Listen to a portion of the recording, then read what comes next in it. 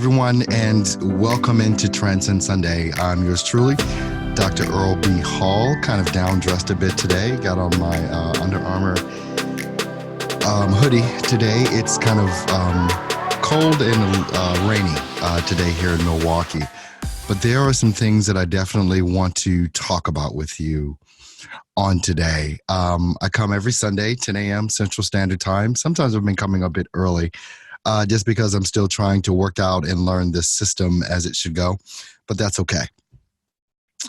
Today, what I want to talk about is responsibility. There's a lot, especially when we're in relationships and when we're looking at how things are affecting us in our world. There are a lot of different ways that we choose to look at them. It's one of the reasons I have this upcoming event here in Milwaukee this coming Saturday, October 5th.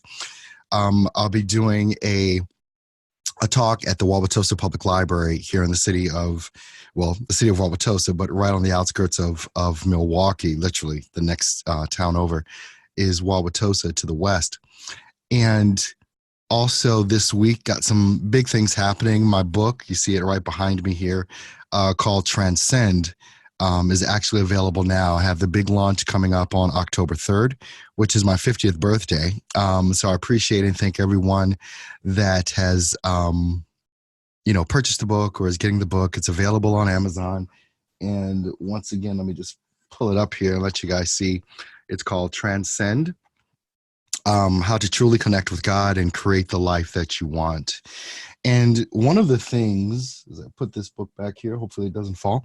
One of the things that definitely happens in our lives is that we look at the different scenarios and things that go on in our life, and we look at them as the reason for our unhappiness. We look at them as the reason that we can't get to where it is that we want to be. We look at the external forces and the external people and things and situations that go on as a reason why we have the life that we have. And that is when you really start digging into that, it is such a defeatist way of looking at things. And what you need to know is the ultimate power that you actually have over what occurs and what goes on in your life. And when you understand these things, you understand the reality that you have the power to create, and you are creating the life that you want, that you have. You've created it to this point, haven't you? You've created the exact things that are going on in your life. Because when you think about the responsibility of it, whose fault is it that whatever condition you are in, that you're in, who's ultimately responsible for that? Is it not you? Or is it the responsibility of others to do what you want them to do or to act the way that you want them to act? How much control do you have over that? How much control do you have over how someone acts or responds? Or how much control do you have over the things that other people do? And when you start to realize that there is no control in that, but the only thing that you ultimately control is yourself. And I'm going to explain why that is the ultimate power that you have, and why it controls and is the essence of everything it is that you do, and also the cause and effect of whether or not you live the life that you want, or that you become successful or not, or whatever it is that you want. It is 100% completely in your control. So many people are striving and looking, and self included, looking for answers and looking for direction and looking for purpose, looking for reason, looking for the ultimate thing in life. What am I here for? What am I here to do? What is that thing? And when you start looking at your purpose in life, and you start looking at why your life is the way that it is, when you think about something as magnificent as, let's just say, an iPhone or a cell phone. I like iPhones. So it's an incredible piece of technology that has been given to us. It's an incredible piece of technology that at this point in time in history, it's ruling our lives because of the power that it has. Whatever it is that you want to look up, whatever it is that you want to discover, whatever it is that you want to achieve, to learn about, you're holding more power in your hand than just 30 years ago the President of the United States controlled. This is how fast our technology has moved. But one of the things that has not changed, one of the things that has not, just 30 years ago, the President of the United States has not been thoroughly enough researched, thoroughly enough understood, is yourself. Because this body that we live in created this. What we might consider, I'm coming to you live right now on Facebook, using an iMac that I recently just bought. And some of you are watching me on an iMac, or some of you are watching me on your cellular device, whichever it is, and have forgotten that this piece of technology was created by this piece of technology. And we strive and seem so adept at creating things that make our lives easier, that make our lives more livable, more pleasant, because you can't argue we live in the best times technologically that we've ever lived in before. This is where we live now. But are we happier because of it? Do we understand more about ourselves because of it? The technology that is around us that we so easily use now to do things that our parents, our grandparents would have never thought possible to do. But how much better do we know this piece of technology, which is the ultimate piece of technology that was ever created? Right? This is the greatest thing that has ever been manufactured on the planet. But we don't understand it. So many of us, we live our lives basically just on accident. We live our lives on accident. We think things are happening to us rather than that how we are responding to those things that are happening to us.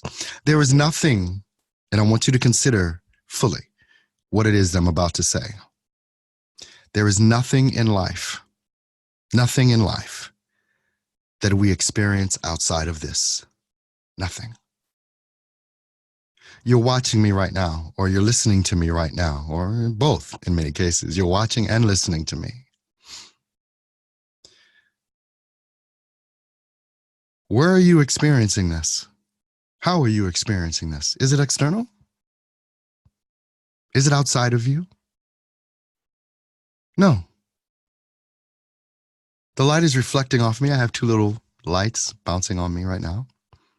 It's reflecting back into your eyeballs, going back in, your retina and all of that. I'm actually upside down, but your mind is making me right side up, your brain. So where are you experiencing me? Am I out there or am I in here? Is it external from you or is it internal? The voice that you're hearing coming through this microphone and bouncing off, going into your eardrum and vibrating there. Are you experiencing that outside of yourself or inside? Everything that you experience in life, even the things that you touch, it's just sensation that is sending back to your brain. You're not experiencing it externally. You're experiencing it inside of yourself. Everything that you experience, every sensation, every emotion, everything is inside of yourself. So what does that mean? Because if everything is happening inside of you, then there's an ultimate control that you have over everything that you experience. Even the person that is yelling at you or cursing at you or doing things that you don't want them to do, you're experiencing it internally. Yes or no? You're experiencing it internally. So how we choose to respond is our responsibility. How we choose to react. It's completely within our control. We say, well, we'll put the blame on someone. Well, I wouldn't be angry if this person didn't do that. Well, they did that 3 weeks ago. Why are you still angry about it today? Manifesting the life you desire is your birthright. You have the power within to create the reality you want to live in. In my free 5-day challenge called Quantum Manifestation Alignment, QMA for short, you will learn the tools to transmute your past, get rid of self-limiting beliefs, and discover the power that you have within to manifest the life you deserve. Register for the free QMA 5-day challenge at www.drerbhall.com/QMA 5-day challenge.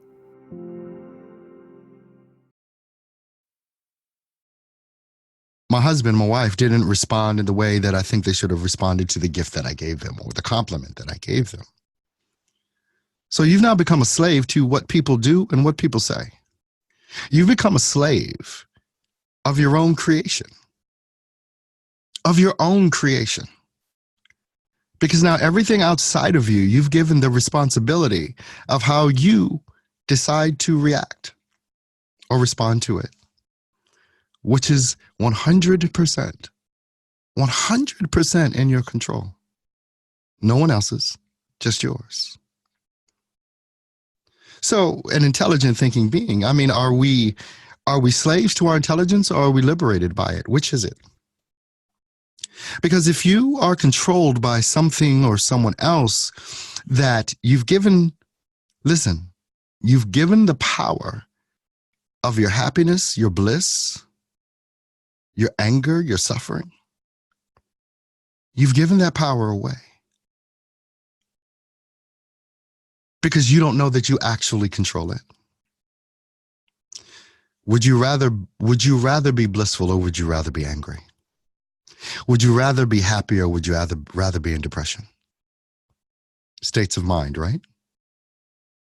And we look at something that is causing the anger or depression or something that is causing the happiness or the bliss as the ultimate control. But all of that occurs only within you. So do you want to be blissful or do you want to be depressed? Is your blissfulness or your depression caused by everything that's going on externally, or are you the master of this? We have not mastered this. As I said in the beginning, we've created this amazing piece of technology, so powerful, that gives us access to everything we want to know. We can talk to people around the world, around the globe. I have access. People have access to this around the world, of even watching this now. But we have not mastered ourselves. We have not understood or are not allowing ourselves to understand and see that where we are in life emotionally, professionally, everything has been caused within. Everything. Because nothing happens without. It only happens within. When you think about your ability to love or your ability to hate, where does that come from?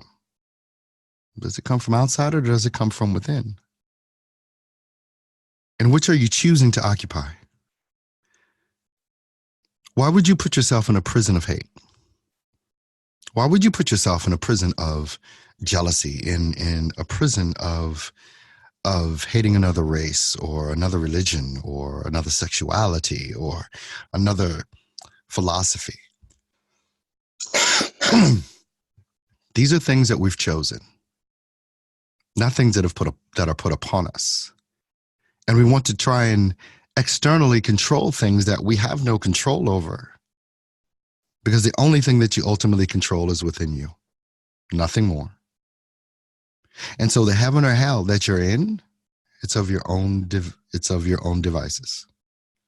No one else's. Earl, well, how can I get over, these people are doing bad things and crime and war, and you have no control over that. None. You only have control over what you allow yourself. When you think about love and your ability, our capability to love, which is amazing and it's huge. as well as our ability to hate. It's amazing. It's huge. Where does love end? How far does your love extend? The person that you're sitting with, people that are in your home, or your spouse, your children, your dog, whatever, you say that you love them. Because it's in your realm of reachability, right? You could have a mother that's across the country. Do you still love her? Is there a boundary? Is there a boundary where your love ends? No, right? If your mother's 10 miles away from you, you still love your mother. If your mother's 1,000 miles away from you, you still love your mother. Love is just love. But is that love coming from your mother or your dog or your spouse? Or is that love generated solely within you? If your mother, God forbid, died or was dead right now and you didn't know it, would you still love her? So life and death has no boundary. There's no boundary to love. What we do is we use our mother or our dog or our spouse or whatever as this key to unlock the love that is already there. That's all it is. The love is there, and that is the key, or that is the excuse, rather, that we use to express. So what is the limitation on your love? It's only the limitation that you put.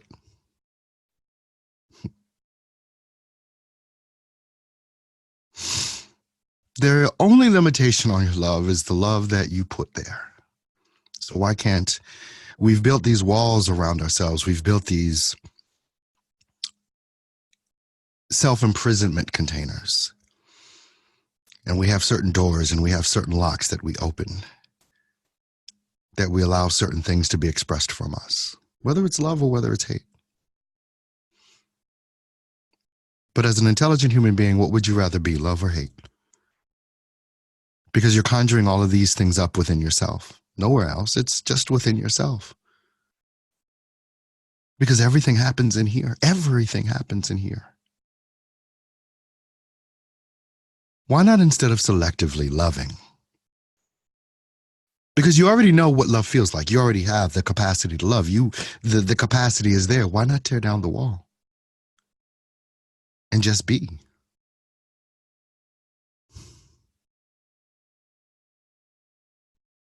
Why not just tear down the wall and stop giving excuses to express something in you that is the most wonderful thing to express? Why do you need an excuse to love? And if the only reason that you love is because of what someone else does for you or to you or whatever, is that truly love?